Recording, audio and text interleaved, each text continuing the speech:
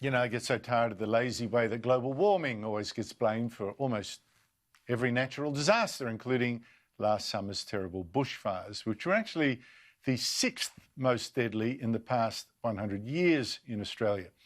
But here we go again with the bushfires inquiry, which opened today.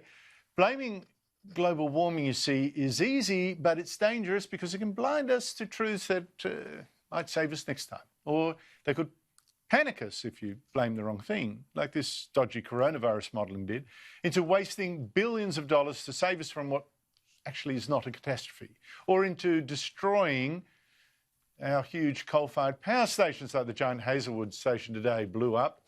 That gave Victoria cheap and reliable power for decades. Good luck replacing that with wind and solar. Now, the Bureau of Meteorology did today admit that, true, the dry conditions of the summer were in fact caused by a triple whammy of natural factors like a change in ocean patterns in the Indian Ocean, something called the negative southern annular mode, and the neutral El Nino. But it did say we had global warming on top of that, and we got exactly the catastrophic weather the Bureau predicted. Unfortunately, the conditions turned out to be very severe. So things really played out the way our forecast models, both in climate and weather, suggested they would. Not quite. Not quite, they didn't. In fact, at the height of the fires, the Australian newspaper reported that there'd be no relief from that drought and those fires because our Bureau of Meteorology had told government ministers there would be no significant rain until at least April.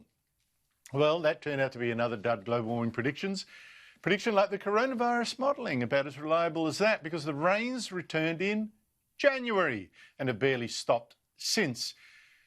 What's more, in Brisbane on Saturday, well, Brisbane had its coldest day in 98 years. And although the Bureau today said we'd get more dangerous fire weather in the future, not this following year, that's going to be wet, the fact is that rainfall in Australia and in New South Wales, where these fires were, has, if anything, increased over the past century. No global warming signal there. I could go on, but let's cross to Annalise Nielsen, Sky News political reporter and presenter. Annalise, sorry to make you sit through my usual global warming. I get very head up when people do that kind of stuff. But what are we expecting from this Royal Commission? Well, if you didn't like today, I don't think you're going to like the next 2 weeks, Andrew. There is going to be more analysis of climate change and the impact on the bushfire seasons. But there will be other impacts that you will be quite interested in. There will be evidence in particular on the impacts that these bushfires have had on communities and the rebuild that's so important, and also about the response and what's within the Commonwealth remit in helping people who have suffered through bushfires. There was really interesting evidence today from one woman, Sue Townsend, who lost her home during the bushfires. She was saying that getting that assistance after the bushfires was really difficult. She got her emergency payment from the government immediately, but it was another payment from the Red Cross that she was entitled to but couldn't claim because she didn't have proof of address, which of course had been destroyed in the fire. So there's really serious practical issues that will also come out of this. There's going to be an accelerated report.